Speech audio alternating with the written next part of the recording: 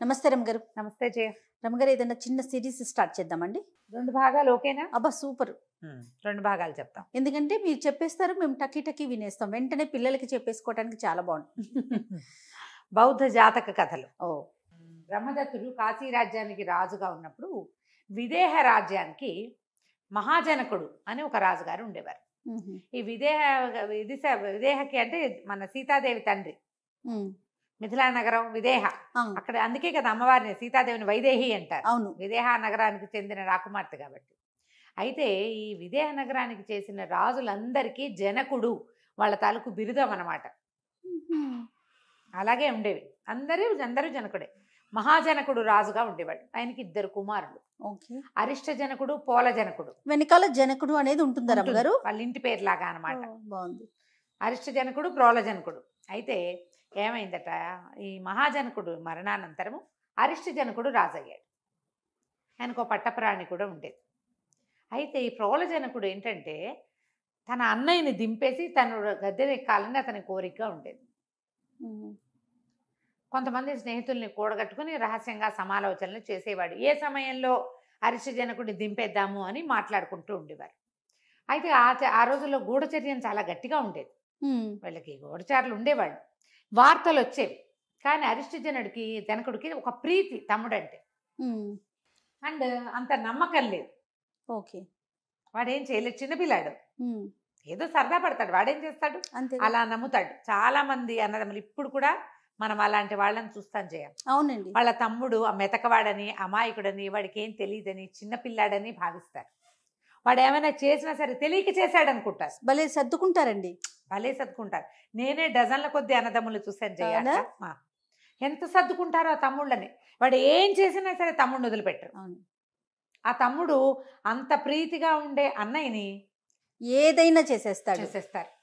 అక్క చెల్లెల్లో ఉండదా రమగారు ఇది? అక్క చెల్లెళ్ళలో కూడా ఉంటుంది. చెల్లెళ్ళు సంవత్సరంన్నర చిన్న చెల్లెళ్ళని కూడా చిట్టి పిల్లలుగా ట్రీట్ చేస్తారు. చిన్న పిల్ల, దానికి ఏం తెలియదు అనుకుంటారు. ఏమర్థం గ్యాప్ ఉన్నా సరే. అవును, వీళ్ళు ఎంత పెద్ద ఎక్కడున్నా సరే ఆ పిల్ల చిన్నపిల్ల, దానికి ఏమి తెలియదు. చిన్నది అమాయకురాలు. కానీ చిన్నది అమాయకురాలు అసలు కాదు. అయినా సరే వీళ్ళు అలాగే అనుకుంటారు. 10 ఏళ్ల గ్యాప్ ఉన్న చెల్లెళ్ళతోటి పోటీ పడతారు జయ చాలా మంది. కానీ ఈ సంవత్సరం గ్యాప్ ఉన్న చెల్లెళ్ళతోటి పోటీ పడకుండా దాని చిన్నపిల్లని, దాని బేబీగా చాలా ముద్దుగా చూసుకుంటారు. నేను ఆ ఎక్స్పీరియన్స్ లో ఉన్నాను. నాకు అలాంటి ఎక్స్పీరియన్స్ లేవు ధరమ్మ. నేను మా ఇంట్లో చిన్నదాన్ని కదా, ఎంత ముద్దుగా చూసుకుంటారంటే మక్కలిద్దరు. వాళ్ళ పిల్లలు ఎలాగో నేను కూడా అలాగే. ఇప్పటికీ కూడా చిన్నది, దానికి ఏం తెలియదు, అదే వర్షన్ లో ఉంటారు. అదే అంటే అవి నాకు ఉంటాయి, ఆ గారాభం అనమాట. అవి నాకు కూడా ఉంటాయి. మిగిలిన వాళ్ళందరికీ లేని పెట్టుబడులు నా ఒకదానికే అంతే. సాగుబాటు, పెట్టుబడులు అన్నీ ఉంటాయి. అయితే ఈ అరిష్ట జనకుడు నమ్మేవాడు కాదు. నమ్మక జాగ్రత్త పడల. జనాలు చెప్పింది దాని మీద దృష్టి పెట్టి తమ్ముడిని అరికట్టినా, అదుపులో పెట్టినా, లేదా కొంచెం జాగ్రత్త పడినా బాగుండేది. ఆయన అరికట్టలేదు, అదుపులో పెట్టలేదు, జాగ్రత్తను పడక ఒకనాటి రాత్రి అరిష్ట జనకుడు సంహరింపబడ్డాడు. అయ్యో. ద్వంద్వ యుద్ధం లాంటిది ఏదో చేసి మోసం చేసి అన్నయ్యని సంహరించేశాడు. ప్రోల జనకుడు రాజయ్యాడు. అయితే ఈ అరిష్ట జనకుడు మరణించే నాటికి ఆయన భార్య పట్టపురాణి గర్భవతి. 7-8 నెలలు వచ్చేసినాయి ఆవిడికి. ఆవిడ ఏం చేసింది, ఎప్పుడైతే ఆయన సంహరింపబడ్డాడు అని వార్త తెలిసిన మరుక్షణం పాత బట్టలు కట్టుకుంది. వాళ్ళ పుట్టింటికి వెళ్ళటము అవి ఏమీ చేయలే. ఆవిడ పారిపోయింది అక్కడి నుంచి. పాత బట్టలు కట్టుకుని, మాసిపోయిన బట్టలు చూసుకుని కట్టుకుని, బోళ్ళంత నగ నాణ్యాలు ఒక పెద్ద వెదురు బుట్టలో 30 నింపేసి, పైన కొన్ని మాసిన బట్టలు పడేసుకుని, ఒక రహస్య ద్వారం గుండా ఆ బుట్ట నెత్తి మీద పెట్టుకుని నడిచి బయటికి వెళ్ళిపోయి, గుర్తుపట్టకుండా తన గర్భంలో ఉన్న శిశువుని రక్షించుకోవటం కోసం. ప్రోలజనకుడు ఊరంతా వెతికిచ్చాడు కానీ ఆవిడ ఎక్కడా దొరకల. పైగా ఆవిడ రహస్య ద్వారం గుండా వెళ్తుంది. స్త్రీలు వస్తే కానీ అంతఃపుర రహస్యాలు బయటపడవు. ప్రోలుడికి వివాహం కాల అప్పటికి. ఆయన భార్య ఉంటుంటే అంతఃపురంలో ఉండే రహస్య ద్వారం పెళ్ళిళ్ళలోనే తెలుసుకుంటారు. రాణులకు చెప్పబడతాయి అవి. వాళ్ళకి చేసే తొలి బోధల్లోనే ప్రాణ రక్షించుకోవడానికి ఏం చేయాలి, పారిపోవాలంటే ఏం చేయాలి అవన్నీ చూపిస్తాను.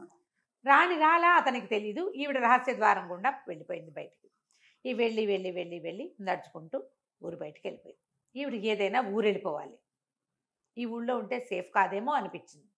ఆవిడ ఎవరో మాటలు అంతఃపుర స్త్రీలు వాళ్ళు మాట్లాడుకుంటుండగా కాలచెంప అనే ఒక పట్టణం, ఒక గ్రామం పేరు వింది. అది ఎక్కడో,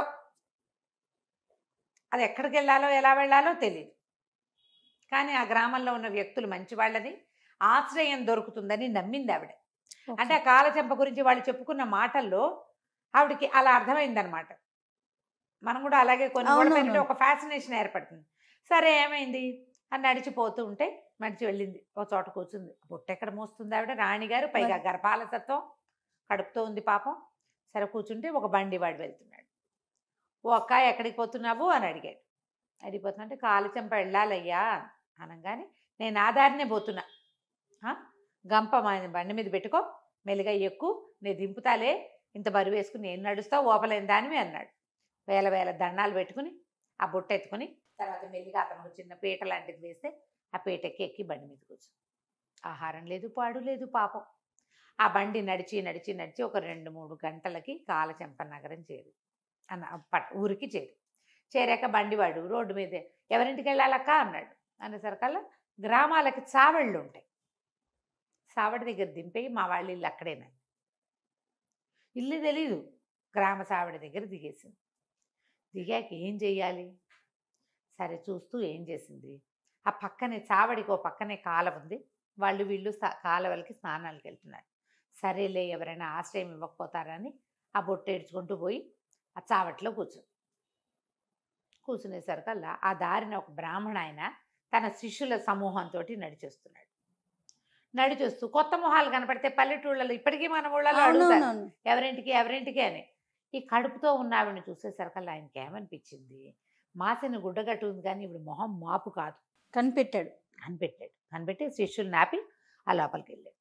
సావిట్లో ఒక అడిగేసి అమ్మ ఎవరు మీరన్నాడు. ఈవిడ బ్రాహ్మణ్ణి చూసేసరికి దండం పెట్టి, అయ్యా నేను పట్టపురాణిని, అరిష్టి జనకుడిని సంహరించారు, ఇంకో దారి లేక నేను ఇలా పారిపోయి వచ్చేసాను అనేసరికల్లా నాకు ఆశ్రయం దొరుకుతుందా ఈ ఊళ్ళో, దానికే ఉందమ్మా, నువ్వు ఒక పని చేయి, నోరు నేడుస్తున్న కాళ్ళ మీద పడు, నేను మా ఇంటికి తీసుకెళ్ళిపోతా అని చెప్పాడు.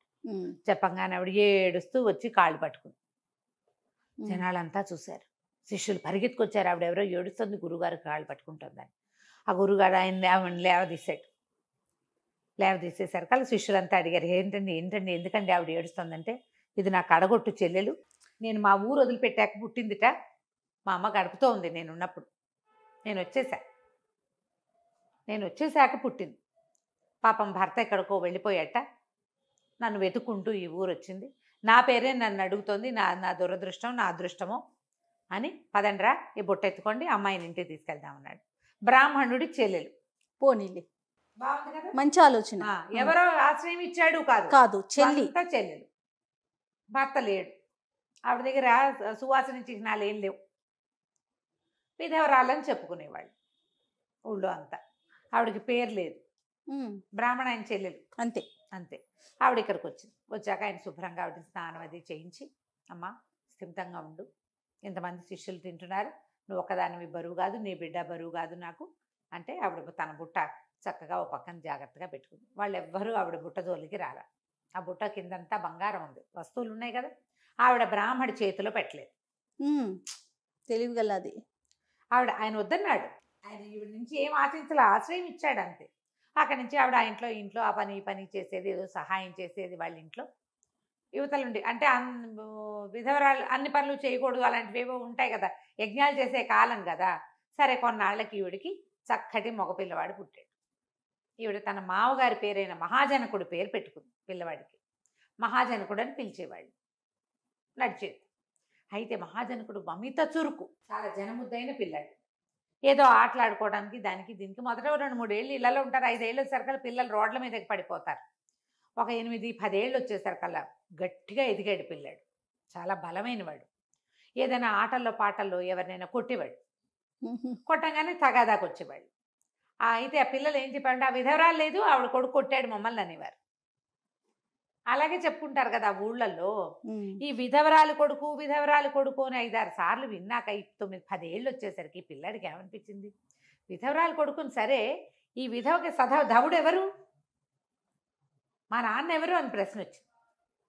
వాడికి 11, 12 సంవత్సరాలకి తల్లిని అడగగలిగాడు. తండ్రి గురించి. అడిగాడు. 12, 7 వచ్చేసరికి, అమ్మా నీ భర్త ఎవరు, నా తండ్రి ఎవరో చెప్పు, నువ్వు ఎక్కడి నుంచి ఈ ఊరు వచ్చావు. ఆవిడ బాగా ఆలోచించి మెల్లిగా అది కొడుకుని చెట్టు కింద కూర్చోబెట్టుకుని, నాయన నువ్వు అరిష్టి జనకుడు కుమారుడివి, నువ్వు ఆయన రాజు, నీ బాబాయ్ ఇతను నీ తండ్రిని సంహరించి రాజు అయిపోయాడని చెప్పేసారు. వాడికి పిచ్చి కోపం వచ్చేసింది. నేను కదా రాజ్యం చేయాలి అక్కడ, అరిష్టి జనకుడు మరణిస్తే ఆయన కొడుకు రాజు అవుతాడు, తమ్ముడు ఇట్లా రాజు అవుతాడు, అది నాది రాజ్యం అయినా వీరభోజ్యం. ప్రోల జనకుడు అరిష్టి జనకుడిని చంపేశాడు, రాజు అయ్యాడు. ఇప్పుడు నేను ప్రోలుని చంపుతా, నేనే రాజు అవుతా కదా. అప్పుడు ఎవడు చంపితే వాడే రాజుని, ఎవడు చంపితే వాడే రాజు. అక్కడి నుంచి ఏమన్నాడమ్మా, నేను విదేహం జయించదలుచుకున్నాను, నీ దగ్గర ఏమన్నా సొమ్ము ఉందా అన్నాడు. ఆవిడ తన పాత తాటాక బుట్ట బయటికి తీసింది, ఆ వెదురు బుట్ట. పై బట్టలు తీస్తే అడుగునంతా బంగారమే. ఆ వస్తువులన్నీ తీసుకున్నాడు అతను. బ్రాహ్మడికి వీడుకోలు చెప్పాడు. సొమ్ము చేసుకుని కొంతమంది సైనికులను ఏర్పరచుకుని నేను ప్రోలుడి మీదకి వెళ్తానన్నాడు. ముందు విదేహాన్ని గురించి అంతా తెలుసుకోవడం కోసం ఇక్కడి నుంచి ఈ ఊరు నుంచి బయలుదేరి అలా వెళ్ళాడు. వెళ్ళి విదేహ నగరానికి చేరాడు. సరిగ్గా ఆ మహాజనకుడు ఏ రోజైతే విదేహ నగరానికి చేరాడో అదే రోజున ప్రోలుడికి పెరాలసిస్ వచ్చిందట, పక్షపాతం వచ్చి పడిపోయాడు. ఆయనకి సంతానం కలగల. ఆశకి అన్నయ్య ఆస్తిని ఆక్యుపై చేశాడు, తను రాజు అవ్వాలన్న కోరికతో. వివాహాలైనా పిల్లలు లేరు. ఈయన ఎప్పుడైతే మంచానబడి మరణాసన్నుడుగా ఉన్నాడో, సరే ఏమనుకున్నారు, ఇప్పుడు మనకు రాజు కావాలి, ఎవడో ఒకటిని తీసుకోవు, దీనికి ఒక పద్ధతి ఉందని ఏం చేశారట, రాజుగారి యొక్క రథం ఉంటుంది కదా, మన పంచకళ్యాణి గుర్రాన్ని ఆ రథానికి కట్టి దానికి ఛత్రచామరాదులు, రాజుగారి పాదుకలు, కత్తి, కరవాలము అన్నీ అందులో పెట్టి రథాన్ని వదిలిపెట్టారు. ఆ రథం ఊరంతా తిరిగి ఆ పంచకళ్యాణి ఎక్కడైతే ఈ మహాజనకుడు ఒక తోటలో పడుకున్నాడో అక్కడికి నుంచోగానే ఆ రథంతో పాటు మంత్రి సామంతులంతా తిరుగుతున్నారు. ఆ మంత్రి మహామంత్రి దగ్గరకు వచ్చి ఈ అబ్బాయిని పరీక్షించి మహాజనకుడిని, అప్పటికి ఇతను ఈ విదేహ నగరానికి వెళ్ళటానికి ఇతను కొంచెం శక్తియుక్తులు సమకూర్చుకోవడానికి ఒక 15 ఏళ్ళు అలా వచ్చినాయి. 3 ఏళ్ళు నడిచింది కథ. ఈ దగ్గరకు వచ్చి చూసి రాజలక్షణాలు ఉన్నాయి పిల్లవాళ్ళు, చక్రాలు ఉన్నాయి కాళ్ళల్లో, శంఖ ఉండాలి, అవి ఏవో లెక్కలు ఉన్నాయి. అవి చూసుకుని రాజలక్షణాలు కనపడుతున్నాయి, సాముద్రిక లక్షణాలని నిద్రలేపి, నాయన నువ్వే ఇవాళ నుంచి విదేహకి రాజు, నీ పేరు ఏమిటంటే మహాజనకుడు అన్నాడు. నిర్కాంతపోయారు వీళ్ళు. మహాజనకుడు రాజ్యానికి మళ్ళీ మహాజనకుడే వచ్చాడు. ఇతను లేచి నిలబడేసరికల్లా సమున్నతాకారుడు ఆ పిల్లవాడిని చూసేసరికి వాళ్ళు ఆశ్చర్యపోయారు. చూసిన మొహం ఇది. తల్లి తండ్రి ఎవరు అన్నీ కనుక్కొని ఆశ్చర్యపోయి పరమానందాన్ని పొంది అతన్ని తల్లిని కూడా తీసుకొచ్చి రాజుని చేశారు. క్రమంగా రాజు చక్కగా స్థిరపడ్డాడు. శీవలిని అనే ఒక ఆవిడని, శీవలీదేవి, ఆ శీవలి అనే ఆవిడని పెళ్లి చేసుకున్నాడు. హాయిగా అద్భుతంగా రాజ్యం చేసుకుంటున్నాడు. ఎంతో బాగుంది జీవితం. అయితే ఏమైంది, ఒకనాడు ఆయనకి తోటలు చూద్దామని మనసు అయ్యింది. మన దేశంలో పళ్ళ తోటలు అవి ఎలా ఉన్నాయి, ఎక్కడికైనా వెళ్ళి చూద్దాం అనుకున్నారు. భార్యా సమేతుడిగా తోటలన్నిటిని చూస్తానని ముందే కబురు చేశాడు.